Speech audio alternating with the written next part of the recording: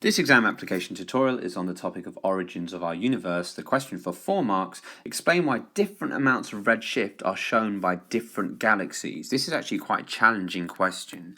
What it's asking you to do is what causes light from distant galaxies to be redshifted?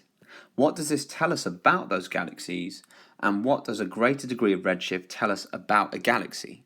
So firstly, as galaxies move away from us, like this one is here, the wavelength of light they emit increases. And when you increase the wavelength, basically the light is shifted towards the red end of the visible spectrum where the wavelength is longer. You can see this galaxy is shown to be moving towards us, and then the light will be shifted, or the wavelength will be compressed and shifted towards the blue end of the spectrum. But that doesn't happen. So the light they emit is redshifted or shifted towards the red part of the spectrum.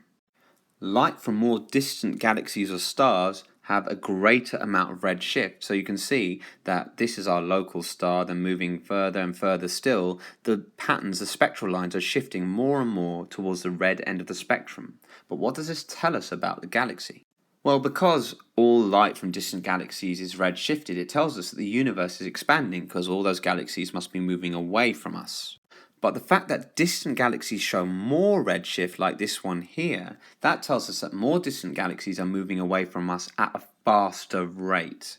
If you were to sacrifice one sentence here, you could probably sacrifice the first one. But these together do explain it well.